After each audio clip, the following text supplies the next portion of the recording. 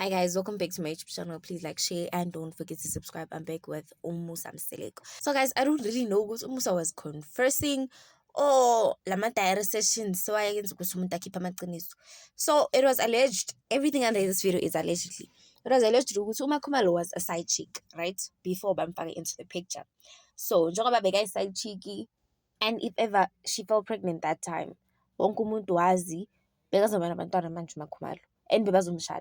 So because bona bebafihla relationship yabo, that means uMa Khumalo only waprega that time allegedly, and ukuprega kwakhe bekumele bafihle noMusa. So wayenzani? Wakhipha abantwana. That's why uMa Khumalo can't have children till today. So we're not sure ukuthi vele wakhipha abantwana, because the way uMusa I explain ngakhona uyayifilterisha. Akakhulumi straight ukuthi because that time Uma Khumalo was my side chick and I respected my wives. Waprega ngamtshela ukuthi she has to return those babies to the creator nengizomos.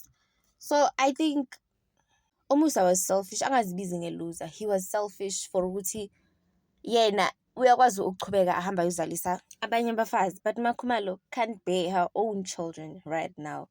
Akakwazi ukubamba isisu sakhe ectopic pregnancy. Abantwana basakwazi ukuhlala esiswini sebangena kuma-tubes. So imagine now Uma Khumalo akasakwazi ukuzala and uMusa yena uyakwazi ukuchubeka ngempilo yakhe. Nabafazi bakhe laba bekaba-respect her, they can still bear children, but oyi-one akasakwazi. I understand that's being selfish because he literally thought about himself only. And ngaleso sikhathi, because uyazi ukuthi uthathe isithembu, kumele avele amthathe uMa Khumalo that time. Ayekele lento ukuthi he respects uzibanibani nozibanibani. Asho sewufuna umfazi wobu-3. So why kumele aprege umfazi wangaphandle and then macedile akamshade umkhiphisa isisu, and then now kumele face ama-consequences lo mfazi wangaphandle phela. And ama-consequences wawo ukuthi akasakwazi ukuzala umntana. Akakwazi and yabahalela laba abanye.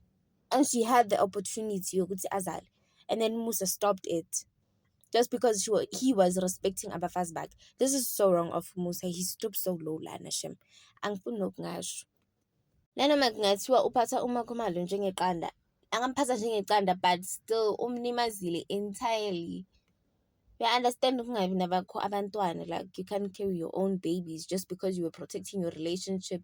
Ngoba uyi-side chick naye uMa Khumalo the way angena ngakhona hayi. There's so many judgmental issues nje la kwaMseleko, and the more nje sibuyela lothando lwesithembu, the more sifunda izinto ezi-wrong nje ngesithembu, and yenza ukuthi vele yasimotivate ukuthi singashadi nokushada esithembini. Guys, what are your thoughts on this? Mina ngikwatisa le ndaba kaMusa. Thank you guys for watching.